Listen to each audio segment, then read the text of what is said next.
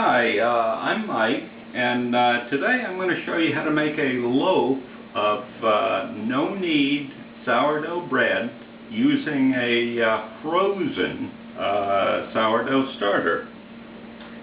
Let's go ahead and get started. Here's my frozen starter, and I'm going to take a cube of that and put it into my mixing container.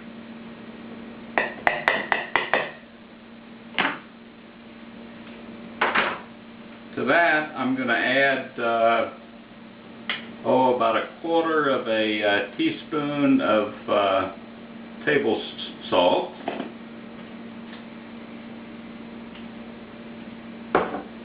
And I'm going to begin mixing this in, or dissolving the frozen starter with a little bit of warm water.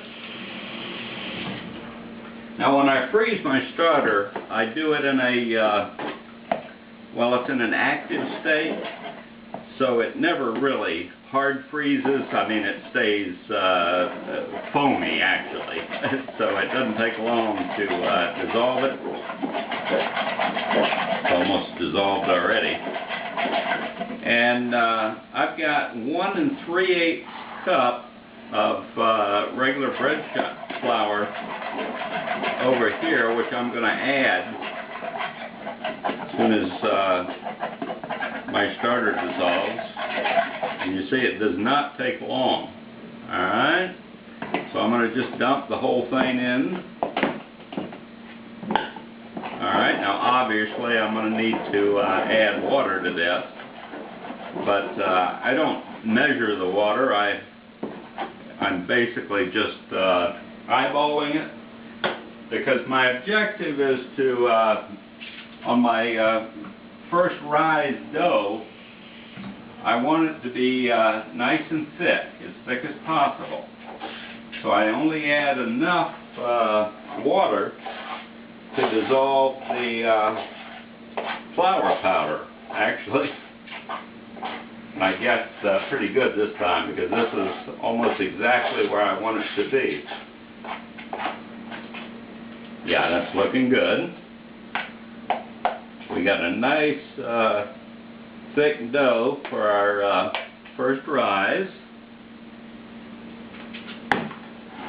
I put a lid on that to keep the surface from drying out, and I'm going to let that sit for anything from 6 to 12 hours. And I'm going to keep an eye on it. You'll see right now it's down at about this level. I want it to approximately double in size, which in this container will bring me just about up to the lid.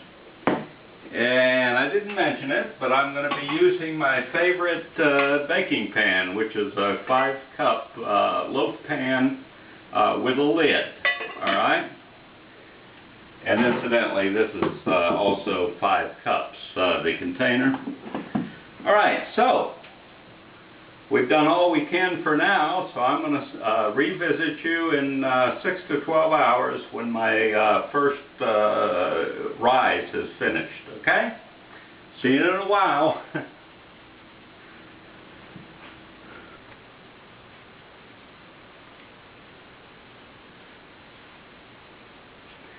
Alright, it's been 7 or 8 hours, and you'll see my first rise was very successful. We're almost up to the lid. We're bubbling a little bit. So now it's time for the next step. And we're going to let it rise a second time into, or right within our baking pan. And I don't want to forget to hit this with Pam, so that's why I'm doing that right now as we speak. And I'll also do the lid, or the inside of the lid. Okay, we get this out of the way for now.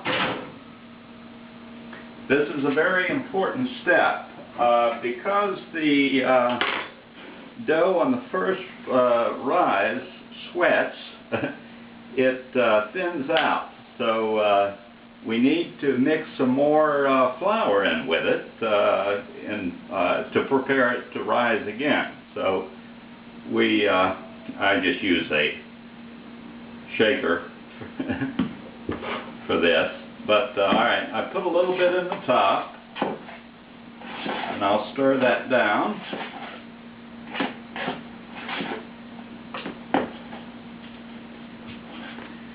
Now I'm going to go ahead and spread it out on my counter, which I did clean.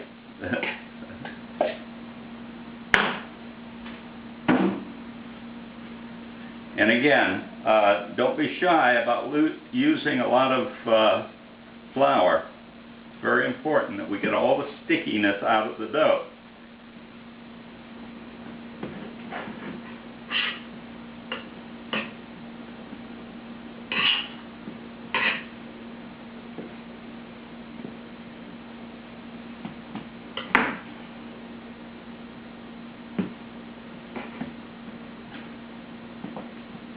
I like to go ahead and roll it out. This is my makeshift rolling pin. So if I do this, I'm sure that I get the dough properly prepared to go into the loaf pan. And this also, of course, as I'm rolling it and pressing it, I'm getting rid of all of the air that's in the dough. So, okay, it looks like we're just about ready to roll her up and put it into the baking pan.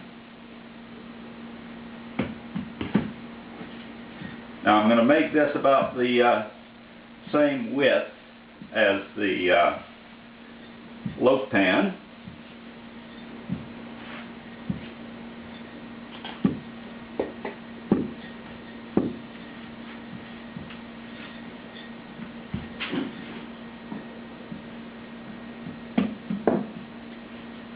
And it's still a little bit sticky there.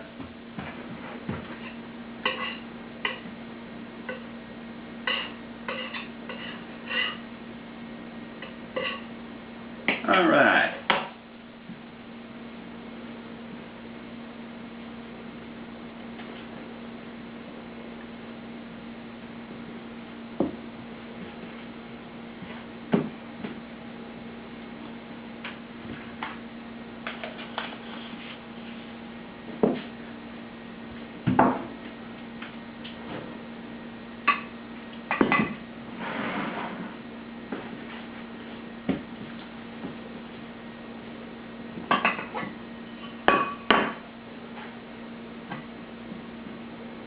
Into the pan it goes, and I put the seam, the bottom seam is down. Alright, so there's what it looks like now.